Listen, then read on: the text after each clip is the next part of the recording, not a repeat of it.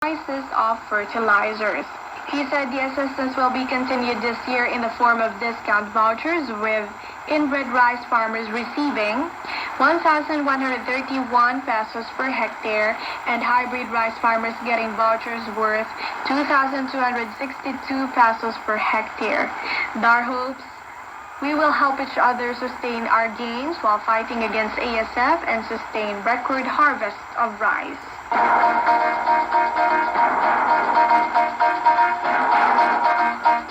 The Philippine National Police or PNP on Friday said it will trace and investigate the disinformation attempt to mislead the ongoing probe into the case of 31 missing cockfighting aficionados or sabongeros.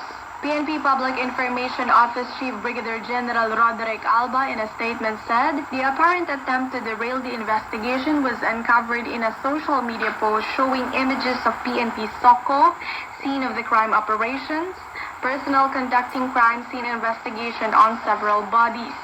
The same post, circulating on social media, claimed that the bodies were that of the missing victims allegedly found in Tanay, Rizal. However, a closer analysis of the images proved that these were taken during the investigation of an ambush in Gindulungan, Maguindanao last February 12, where 9 persons died and 3 were hurt. On Thursday, the Senate opened its inquiry into the rising number of missing persons allegedly involved in cockfighting and its online version. Lawmakers have asked the Philippine Amusement and Gaming Corporation to suspend licenses of e-sabong operators pending the results of the investigation into the case of the missing sabongeros.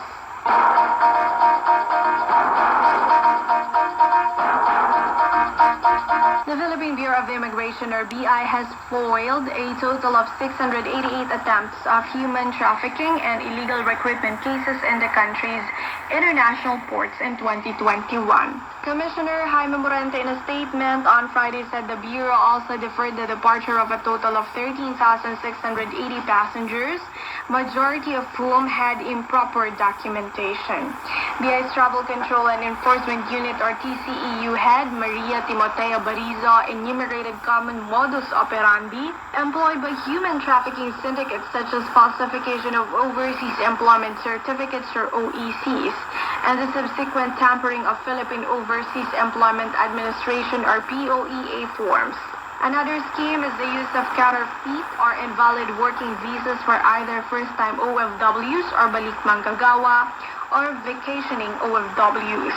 She said there are also instances that showing operations of the PCG Task Force Pagsasanay or exercises that conducts anti-terrorism and anti-piracy simulation.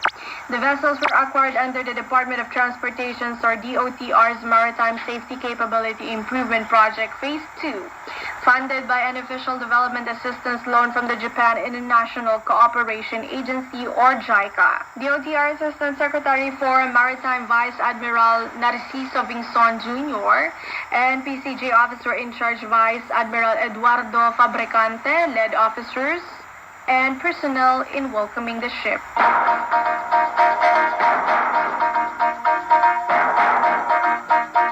Finally, for PBS News, the Philippines should post a 7 to 8% gross domestic product or GDP growth rate per year in the next administration to cover or recover from the coronavirus disease or COVID-19 pandemic losses, according to economists from the University of the Philippines. UP School Economics or UPSE Association Professor Dr. Renato Reside, during a Pilipinas 2022 webinar, said, for the Philippines, the best way to finance future deficits is to restore economic growth to slightly above the pre-pandemic norm, positive 7 to 8% per annum if possible, or higher, to be able to lower the debt, stabilizing primary balance to level consistent with financing the required broad-based growth. Resida said, the Philippines also needs an employment expenditure stimulus of a maximum of 2 to 3% of GDP per annum for the next several years. He noted that if the country will not be able to manage its rising public debt, it may be vulnerable to rising interest rates. Meanwhile, UPSE Associate Professor Dr. Shelo Magno hopes the next administration could prioritize strengthening institutions and comprehensive social protection programs. UPSC Assistant Professor Dr. Adrian Mendoza said the next administration should also prioritize science and technology along with innovation to boost the manufacturing, agriculture, and services sector.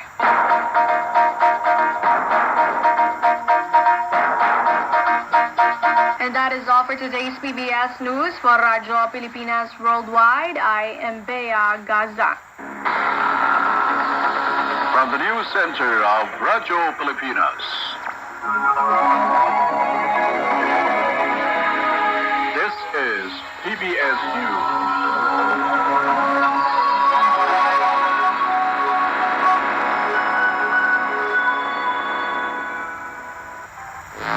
Upholding the nation's pride by bridging Filipinos all throughout the globe. We are Radyo Pilipinas. Radyo Pilipinas Worldwide. World News in 5. News and developments making headlines around the world in 5 minutes. World News in 5. Here on Radyo Pilipinas Worldwide. Good day. This is World News in 5 here on Radio Pilipinas Worldwide. Malawi and UN agencies have launched an emergency response to the country's polio outbreak, the first in Africa in 5 years. The plan includes mass immunization of children under 5 years of age and intensive surveillance to prevent the virus from spreading further.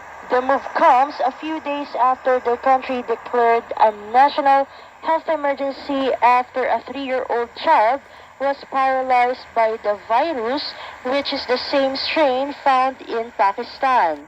At a press briefing in the capital, Lilongwe, Enoch Faller, Malawi's Deputy Minister of Health, said that despite the fact the strain is imported, there is need for swift action against its spread. Malawi last reported a polio case in 1992.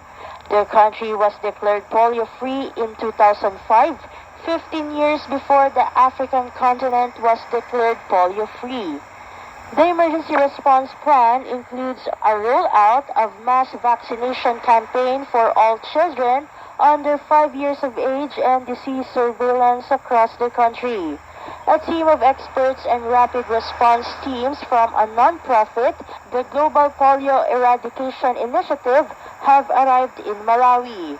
The organization based at the WHO Regional Office in Africa says it aims to support coordination, case tracking, data management, communications, and operations.